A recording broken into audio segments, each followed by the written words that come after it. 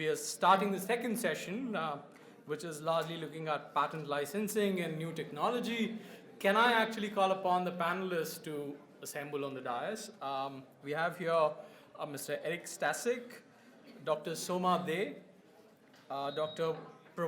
Prabuddha Ganguly, Mr. Sujit Subramaniam, Mr. A.K. Mittal, and Mr. Mahesh Linga Reddy. We will necessarily kind of, the speakers, the panelists will speak necessarily in this order. Largely, the panelists would be looking at or trying to address some core issues. More specifically, we have 4 questions, and we hope panelists try and address some of these questions at least. We all know that new technologies have taken over. You have AI, IoT, and 5G coming up, and we would like to look at what are the global developments as far as the patterns and policy frameworks with respect to these technologies are. We would like to kind of also look at the very serious question of issues with respect to SEP licensing as far as these new technologies are concerned. How exactly can we solve if there are any issues as far as this particular area is concerned?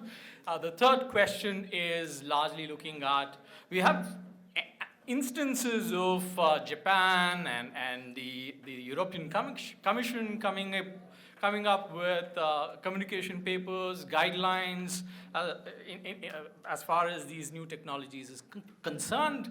Should these actually be the guideposts or signposts or benchmarks for other regimes to actually, follow, more specifically India? And coming to, lastly, India itself, what are the challenges that we face? And do our legal regimes present challenges to development of these new technologies, more specifically AI, IoT, and 5G? So may I now call upon Eric to address? Yeah. Good afternoon. My name is Eric Stasek. I'm a patent licensing consultant. I help people negotiate patent licenses. I work with patent holders and those needing to take a license. And I've been doing it for a long time. And even though I have a lot of experience doing it, I feel really out of place next to these distinguished members of my panel here and members of the audience here. I'm working down in the trenches. I'm not an academic. I'm not a lawyer. And so it's fun for me to be in this environment, but it's not really my home. And I want to thank Jay Kaysen for his comments at the end of the last session that patents are often filed long before there's any commercial application. This is exactly true. In my work, the average patent is probably 10, 12, 13 years old before it becomes a matter for licensing discussion. And in standardization, we know that standards are developed long before commercial application is really fully understood. When I was the manager of IPR activities at Ericsson during the development of UMTS, I remember driving around in our test van, and the killer app for 3G was going to be video calling.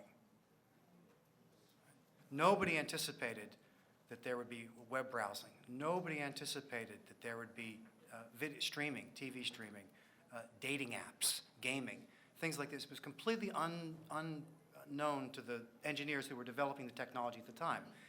And I think that's, for me, it was a bit like in GSM. There was this thing called SMS that came out of nowhere. All of a sudden, the operators started to see their revenues from SMS becoming a significant part of their income. Nobody predicted that. So I think that's one of the first comments I want to make. You have to be forward-looking and open-minded because you don't really know what the impact of the technology is going to be. So when we talk about 5G, we hear a lot about IoT. And the focus so far as I can see, has been on connected cars and autonomous vehicles, which for me is a bit disappointing. I think it's a really interesting conceptual application, but then I think about the impact of it.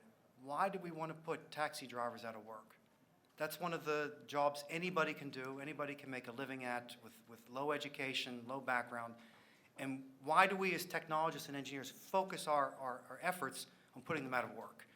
So I kind of think that the projection is going to, that autonomous vehicles are going to be a big thing is probably wrong, because we're going to get a lot of pushback from taxi drivers in the industry. And we should start thinking about what other areas could be, is IoT going to be, have a big impact on, that actually help people. And in India, particularly poor people. What's going to help them?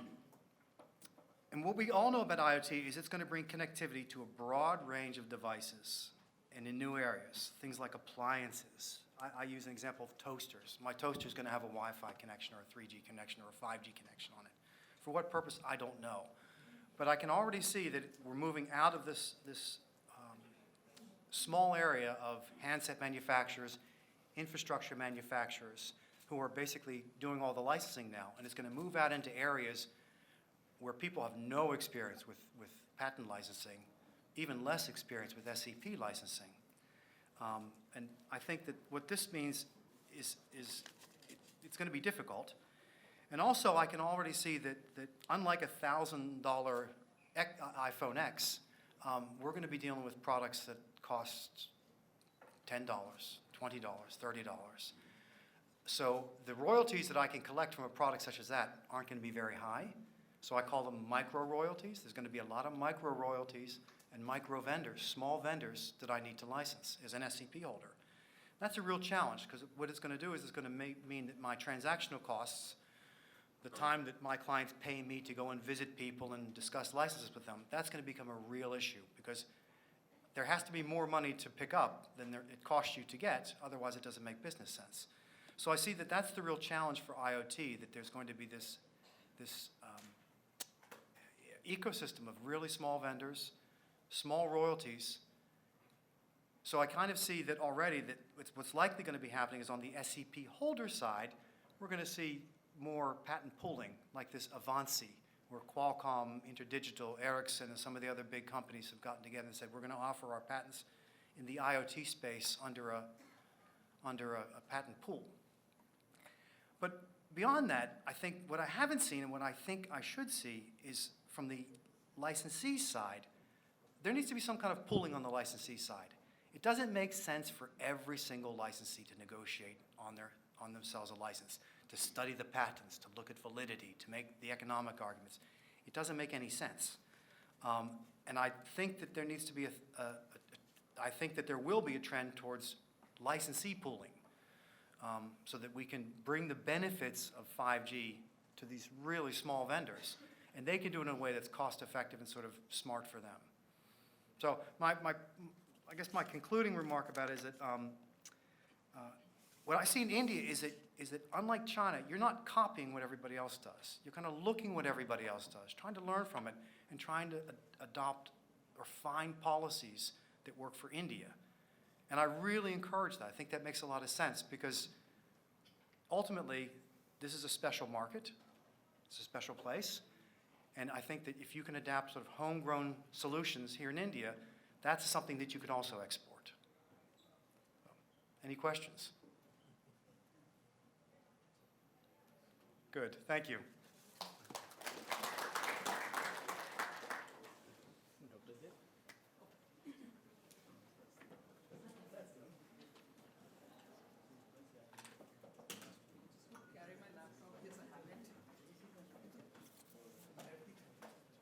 Can I just keep it on?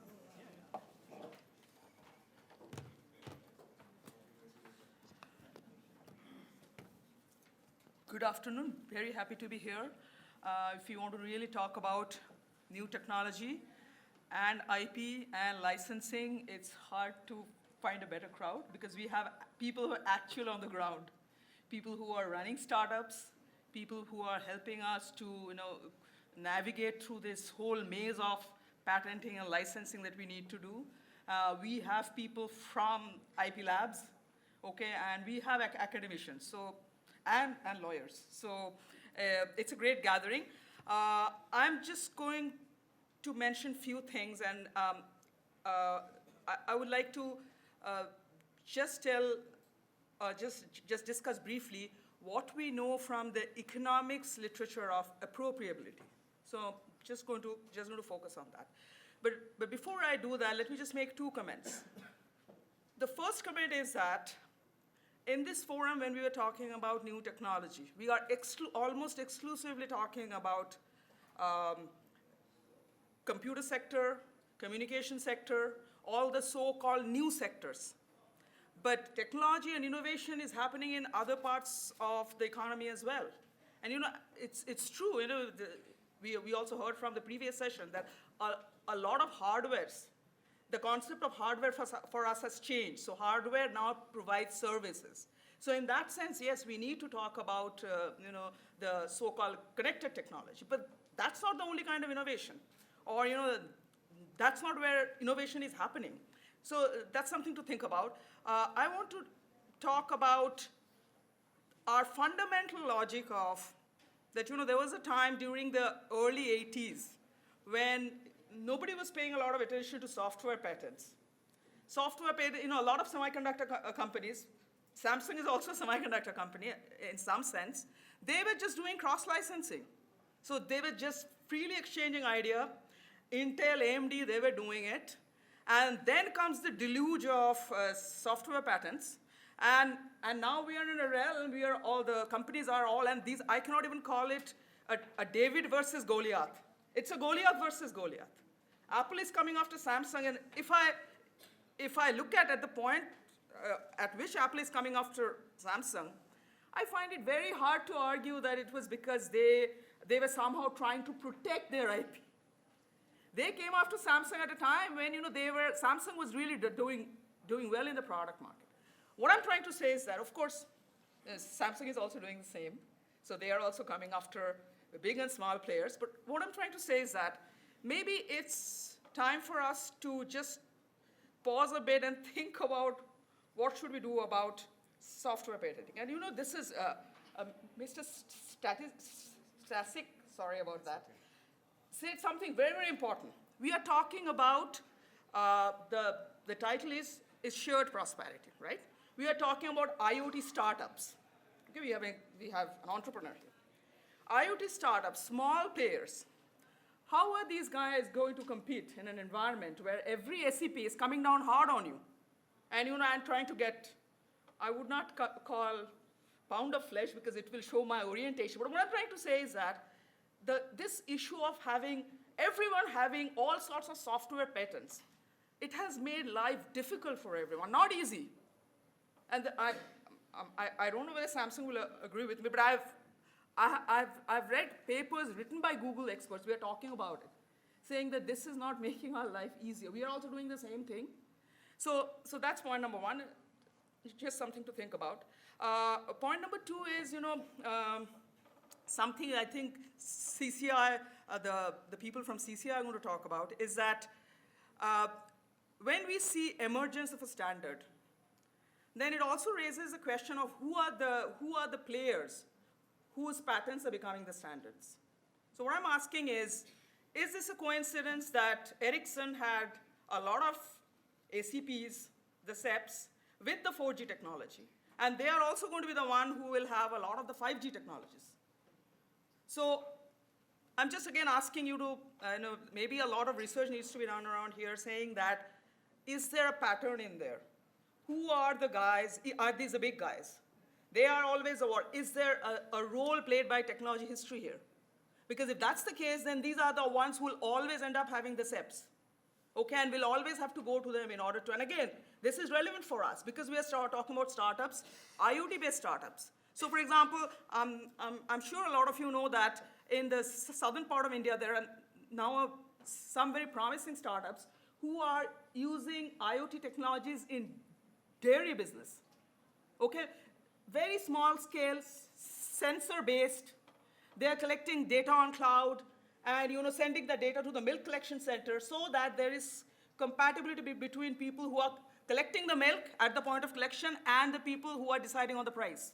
So it's like, these are not very big ventures. But what I'm saying is that how are these guys going to navigate this if we keep on putting so much emphasis on only few companies who are going to hold up a lot of these patents?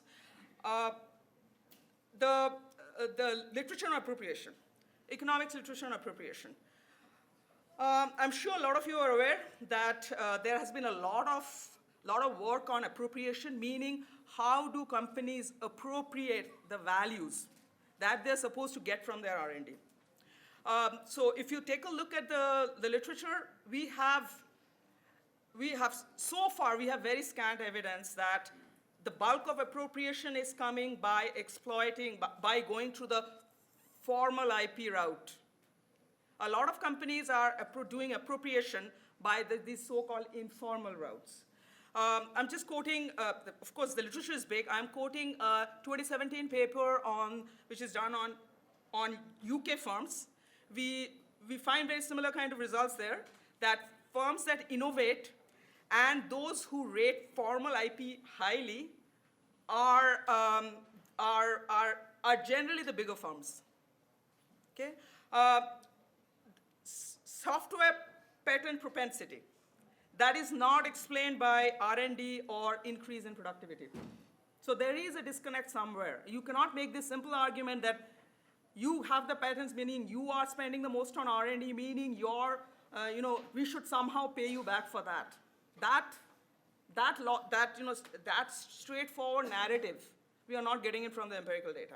Also, we find that there are lots of evidence in certain sectors, not in all sectors. Of course, pharma is an exception, that software patents are substituting for R&D at the firm level.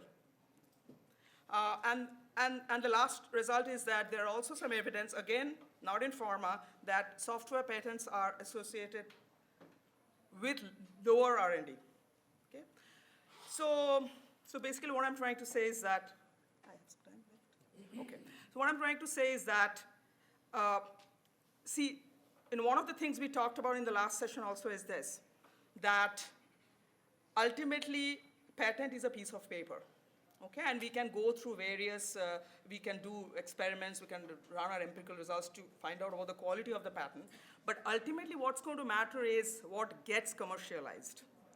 Okay, and so then for the businesses, the main question is how do you appropriate the value of the patent? And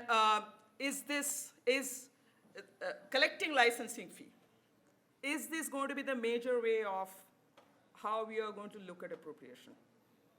Okay, so that's one thing I want us to think about. Of course, we cannot talk about patenting and the importance of licensing without talking about the patent trolls. One of the reasons why Apple has become a patent warrior, it used to be a more pure innovation company. From that, it has become a lot more emphasis on making sure that the patents hold up in court and all, is that they were constantly targeted by the patent trolls. This is a reality that a lot of big companies face. So is there a way we can deal with it? And maybe the legal profession can give us a better answer. The other thing also is to think about is, when we are talking about IoT, we are automatically assuming that we need access to licensing because you have to navigate these steps and everything. But there are evidence that there are other kinds of new technologies which are popping up. There are evidence of that there's some, at least, I wouldn't say agreement, but there is some talk that we should be working more on those platforms which are open source. So I'm sure you know that there is already, Linux Foundation has this open source platform for IoT, which is IoTVT. There are other platforms as well, and they are raising the question that is it possible, if you're talking about small companies, implementing changes in technological front and going into this Internet of Things, is there a way to help us at a very low cost? So that's an interesting development. Avanci model, that's the companies themselves are coming together and saying that you pay a flat fee, irrespective of the number of patents that is getting covered. So of course, there are people who are criticizing it, but again, something to think about, because that's going to make things relatively easier. Although again, it's never an easy issue. So I think you wrote about it. If you take a look at Qualcomm, they have already announced their 5G royalties, right? And if you look at these royalties, For the big companies, they look very good. The big companies don't have to pay. If you're selling a $1,000 phone, you'll be happy to pay $5 to Qualcomm, right? But it can be a problematic thing if you're talking about small companies. Okay, so maybe some sort of a discussion, a coordinated effort, particularly in the context of a country like ours, where we do hope that we see a lot of entrepreneurship activities in the small and micro sector. Of course, new technology. A lot of you might be aware that there is this Li-Fi that people are talking about when it comes to IoT, and a lot of other things, basically data transfer. These are new technologies, but it's possible that maybe there will be technologies, and this is just an example, where you don't have to navigate this complete thicket of patents. So I'm going to end with only this comment that if I look at the Indian IoT entrepreneurship, that space right now is very interesting. And Mr. Lingareddy can say more about that because he is doing what we are talking about. But I do feel that in order to, if and when there is this need for navigating this whole idea about how we are going to go through this whole maze of standards, I think we need to have a more concerted discussion between the policymaker and because a lot of these are legal issues, so that it's really possible to help them in a systematic way, that we have a system in place to help them. Thank you. Professor Ganguly?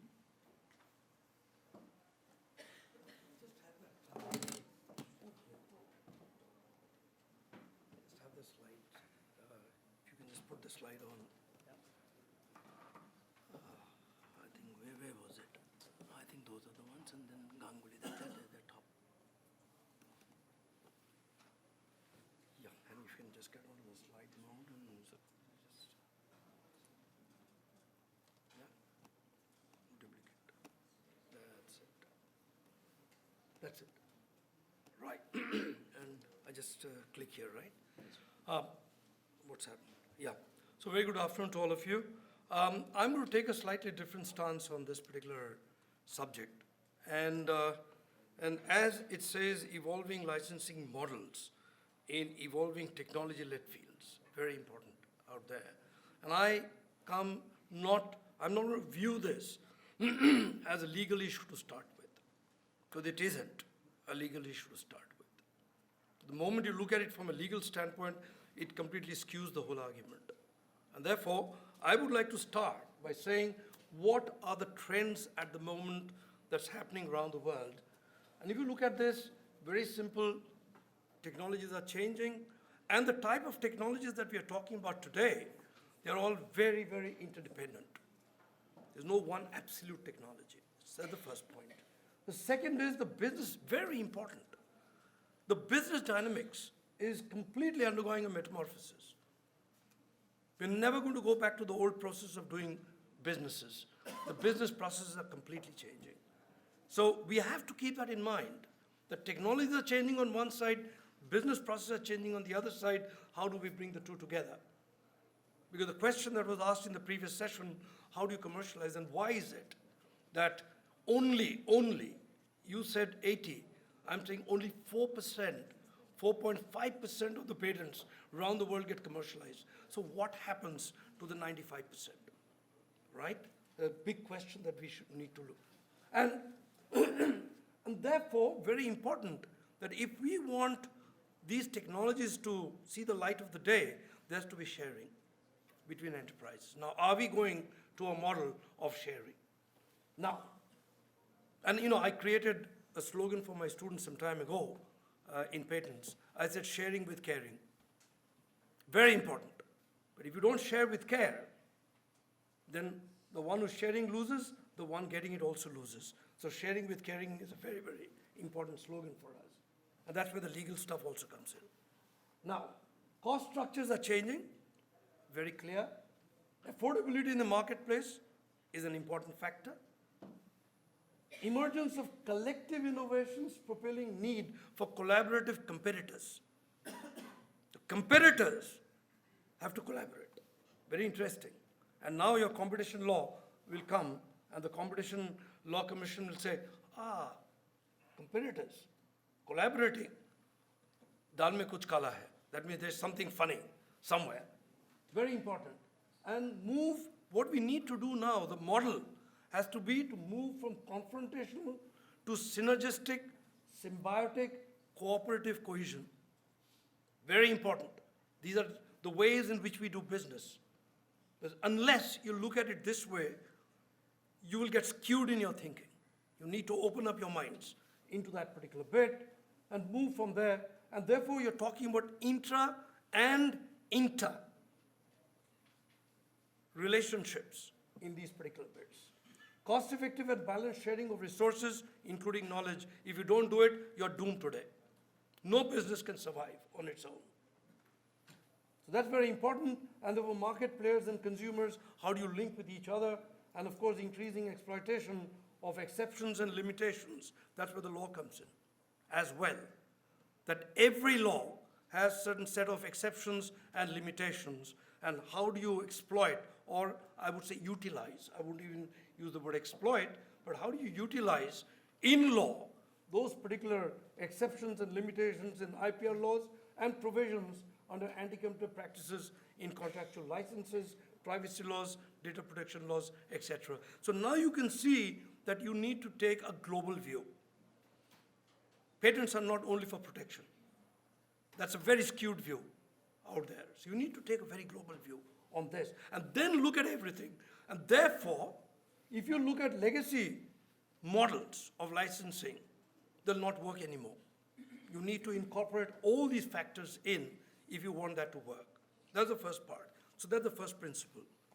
I mean, I've been practicing this for the last 30 years, so I'm telling you from my personal experience of doing mergers, acquisitions, joint ventures, et cetera, et cetera, et cetera.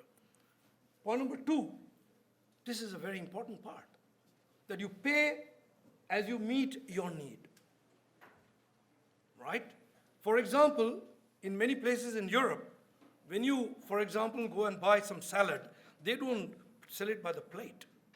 You fill your plate of salad, they put it, and if you've taken, 200 grams, you pay for 200 grams of the salad.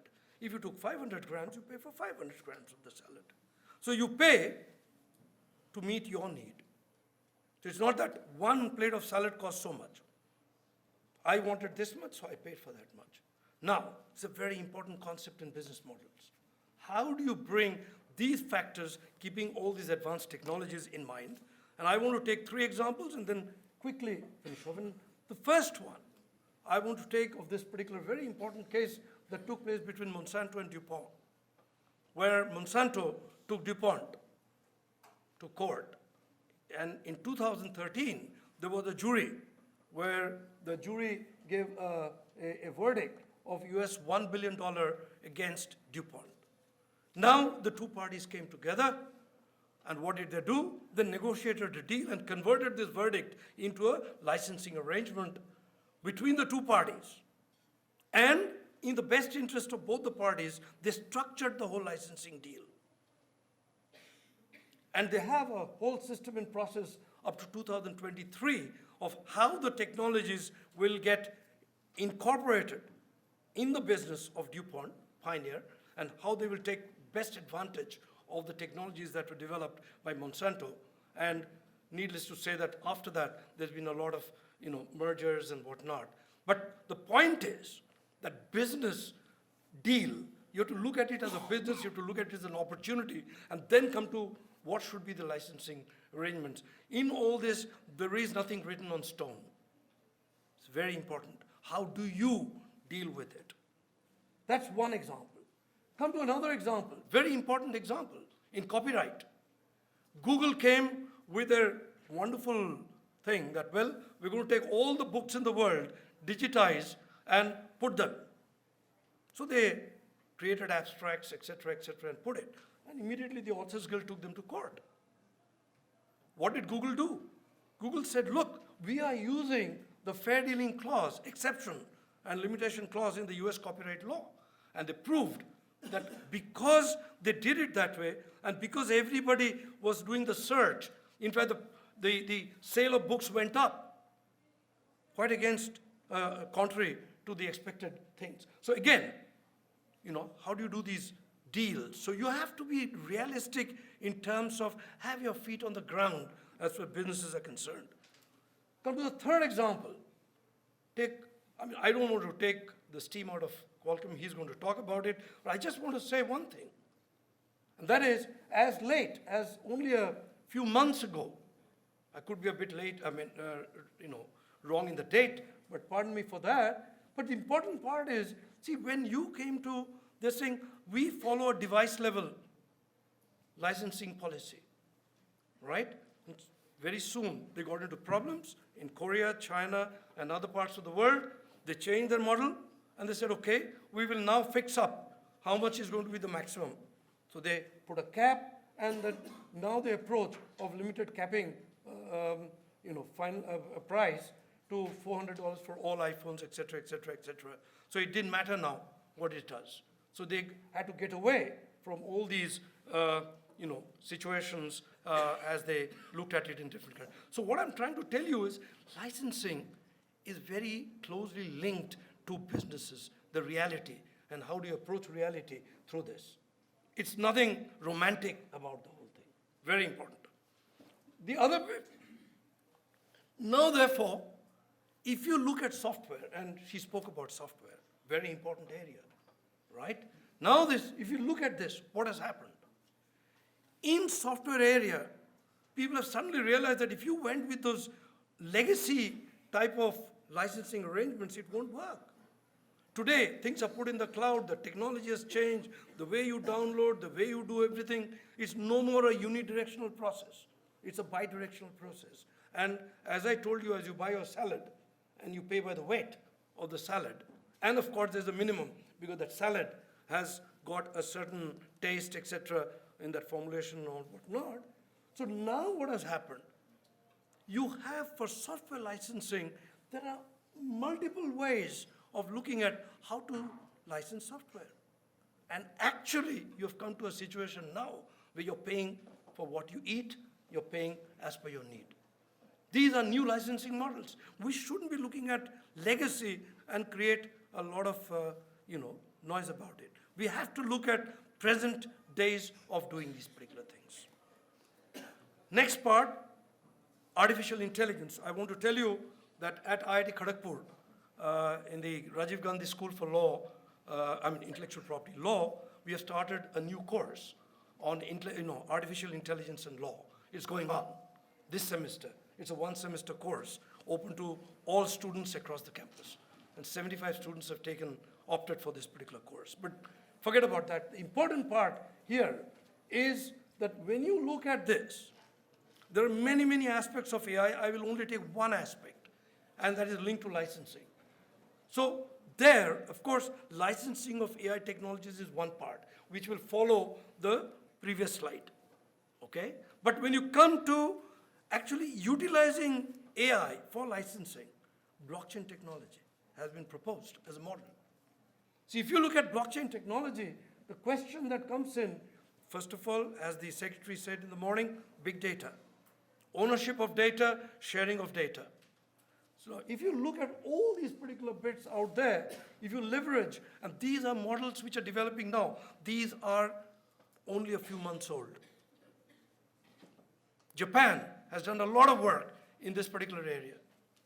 And the way policies are evolving, but on one side, if you look at blockchain technologies, on the other side, if you look at the security issues in those technologies, and if you look at how you exchange the tokens, and so there's money involved, there's a process involved, there's a method in doing licensing. So you need to link all this.